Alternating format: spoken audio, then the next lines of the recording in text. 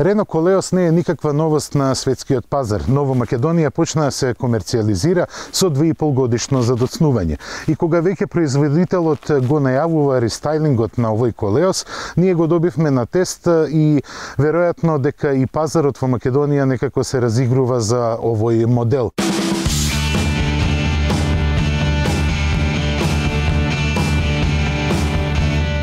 До представувањето на Колеос во благодетите на Сдружувањето на Нисан и Рено воглавно уживаше јапонската марка.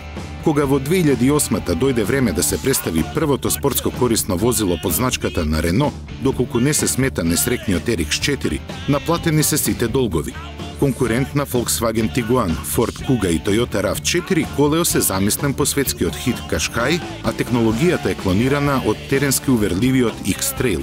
Но ниту тоа не беше крај на користењето на ресурсите на Алијансата. Производството е доверено на корејскиот Samsung, што се покажа како подобар избор.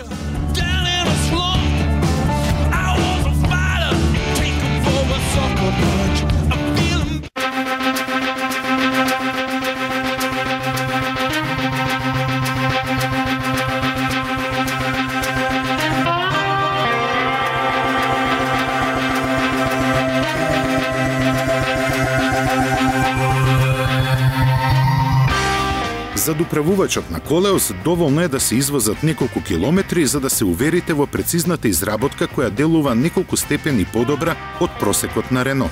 Осем изработката, на позитивниот впечаток во внатрешноста допринесува богатата опрема на изведбата Black and White која содржи апсолутно се што возачот може да посака.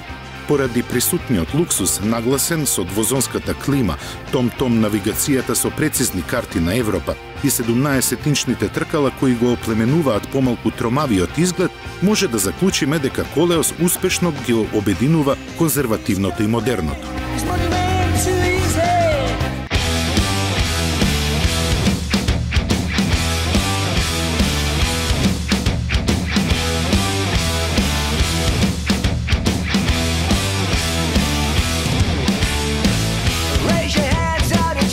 На аристократскиот впечаток допринесува 6-степениот автоматски менувач кој на почеток делува незаинтересирано, но се буди кога ќе нагазите на педалата за забрзување.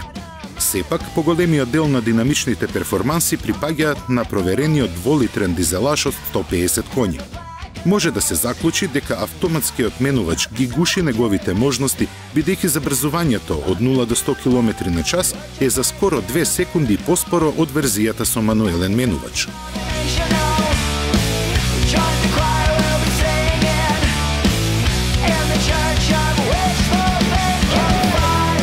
Уште една критика упатуваме на потрошувачката која е поголема за 2 литри од декларираната. Сепак не може да се каже дека оваа комбинација голта гориво. Во жесток ритам на возење и на снежни услови на патот потрошивме 9,1 литар во просек, што не е толку лош резултат доколку се земе во предвид комфорот што го дава автоматскиот менувач, лошата аеродинамика и масата од 1800 килограми.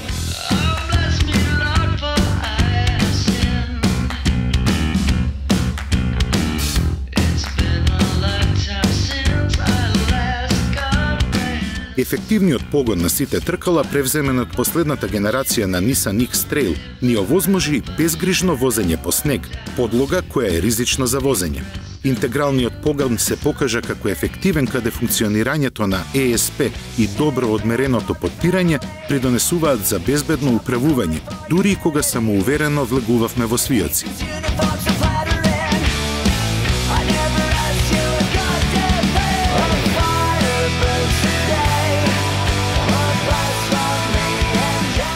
Сепак Колеос не е совршен.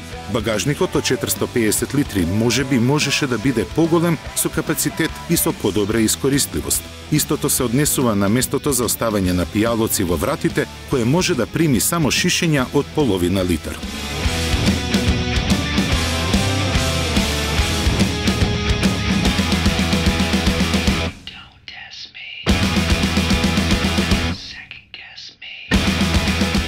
Опременоста на Колеос во нивото Black and White е навистина добра и богата, а многу ми се допаѓа функционирањето на секвенционалниот автоматски менувач со 6 брзини. Доколку сакате, вие можете да го возите колеосот во опција драйв, но ако сакате и малку подинамично да возите, тогаш можете и мануелно да ги префрлувате брзините. Она што ми се допадна во условите во кои ги возевме, значи на снег, колеосот безкомпромисно се однесува. Се разбира, тој од фабрика доаѓа со зимски гуми Continental Cross Contact, што е уште еден атрибут на неговите добри возни својства. Имавме шанса да ја испитаме и електрониката, која е превземена како и целото подвозје од Nissan X-Trail, што значи дека колеосот се однесува навистина зрело и моќно во услови кога многу возила се во инфериорна положба.